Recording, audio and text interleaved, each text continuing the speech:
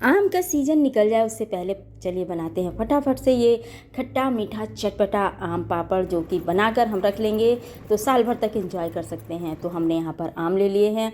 आम अपनी इच्छानुसार हम ले सकते हैं, जितना हमें बनाना है उसके अकॉर्डिंग इसकी क्वांटिटी को रख सकते हैं। आम को पहले अच्छी तरीके से धो लेंगे, पील कर लेंगे और अब इसको हमें काट लेना है। तो बहुत ज़्यादा हमें इसको स्मूथ नहीं काटना है, यानी कि बहुत छोटे छोटे पीसेज नहीं काटने हैं, बस रफली ऐसे ही काट करके तैयार कर लेना है, क्योंकि अभी इसको पकाना ही है तो इसका कोई शेप वगैरह देने की ज़रूरत नहीं है। तो इस तरह से हमने आमों को पहले अच्छी तरीके से छील लिया है और अब हम इसको काट लेते हैं। काटने के बाद मुझे आम कुछ कम लगे थे तो थोड़े आम मैंने और ले लिए थे और सभी आमों को हमने छील कर अच्छी तरीके से काट लिया है। तो चलते हैं अब गैस की तरफ। तो यहाँ पर मैंने एक कुकर ले लिया है। कुकर में थोड़ा सा घी डाला है, लगभग आधा चम्मच। यहाँ पर हम खड़े मसालों का इस्तेमाल करेंगे तो हमने 1 बड़ा चम्मच सौंफ ले लिया है, आधा चम्मच जीरा, 8-10 काली मिर्च ले लिया है, अपने तीखे के अनुसार 2 लाल मिर्च ले लिया है, दालचीनी का 1 टुकड़ा ले लिया है और 1 तेज पत्ता ले लिया है। इन सभी मसालों को हमें कुछ देर के लिए रोस्ट कर लेना है, क्योंकि हम इन मसालों को पाउडर फॉर्म में नहीं इस्तेमाल कर रहे हैं।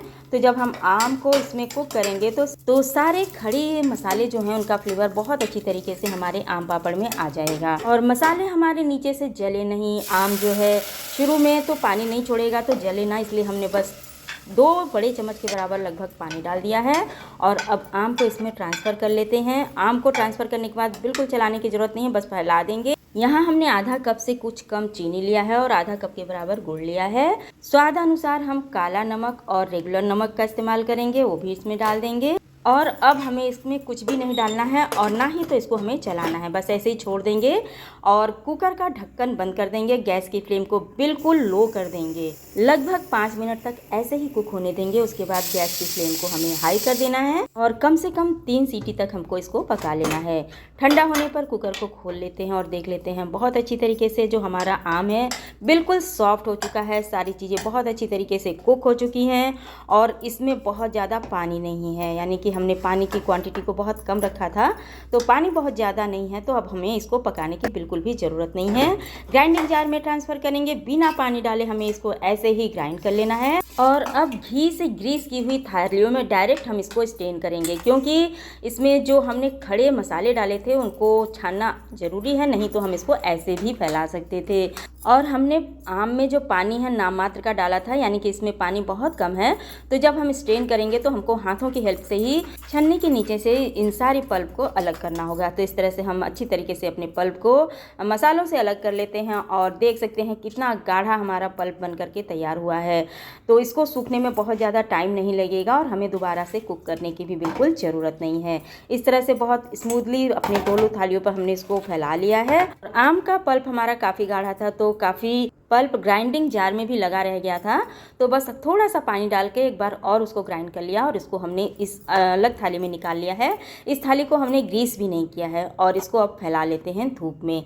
तो 1 दिन की धूप और 1 रात पंखे में रखने के बाद अब हम अपने आम पापड़ को थाली से अलग कर लेते हैं। तो बहुत ईजीली ये थाली से अलग हो जाता है और ये वर्क इतना सेटिस्फाइंग होता है, इतना अच्छा लगता है जब ये थाली से अलग होता है।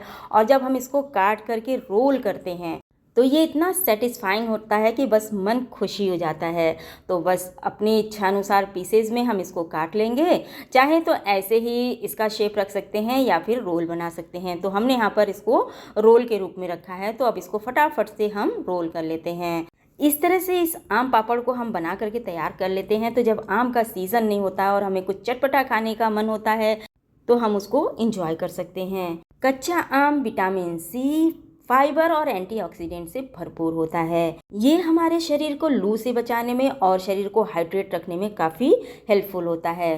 तो ये आम को जो हम काट रहे हैं और इसका जो पापड़ बना रहे हैं वो प्रोसेस इतना सेटिस्फाइंग है कि मेरी बेटी ने कहा अब मैं इसको करूँगी। तो दूसरा जो थाली था उसको उसने ही काटा और उसने ही थाली से निकाला है और वो इतनी खुश थी, उसने पहले ही कहा था कि ये काम मैं करूँगी। तो अब इस काम को श्रेया कर रही है। अगर गैस, अपच या फिर कॉन्स्टिपेशन से परेशान है तो कच्चा आम इसमें काफ़ी हेल्पफुल होता है। यानी कि कच्चे आम को जब हमें मिलता है और ये सीजनल फ्रूट है तो हर वक्त हमें मिल नहीं सकता है, तो जब ये मिले तो हमें इस तरह से बनाकर इसको रख लेना चाहिए। और अब हम उस थाली की तरफ चलते हैं जिसको हमने ग्रीस भी नहीं किया है और जिसमें थोड़ा सा पानी ऐड करके हमने इसको ग्राइंड कर लिया था। वैसे मुझे उम्मीद नहीं थी कि ये निकल जाएगा, लेकिन ये बहुत इजीली निकल गया और बहुत अच्छी तरीके से निकला। हमने इस थाली को ग्रीस भी नहीं किया था, तो मुझे उम्मीद नहीं थी कि ये निकलेगा, लेकिन जैसा कि आप देख सकते हैं आपके सामने बहुत इजीली निकल गया है और ये भी बहुत ही अच्छा और बहुत ही टेस्टी था। हालांकि इसमें हमने थोड़ा सा पानी ऐड किया था, तो उसके बाद हमने कोई नमक वगैरह नहीं डाला था, लेकिन टेस्टी ये भी बहुत ही था। तो इस तरह से हमारा ये बहुत ही बेहतरीन आम पापड़ बन करके तैयार हुआ। हमने बहुत ही पतला रखा है, इसको मोटा नहीं रखा, क्योंकि मोटा रखेंगे तो हमें 2-4 दिन की धूप और दिखानी पड़ती। तो बस इस तरह से हमने इसको पतला ही रखा है। इसका चाहे रोल बनाएं, चाहे ऐसे ही स्ट्रिप्स में काट कर रख लें, लेकिन बनाकर रख जरूर लें, क्योंकि घर में हम पूरे हाइजीन के साथ इसको बनाते हैं। स्वाद अपने अनुसार कम ज़्यादा कर सकते हैं, तो इसको बनाएं और एंजॉय करें।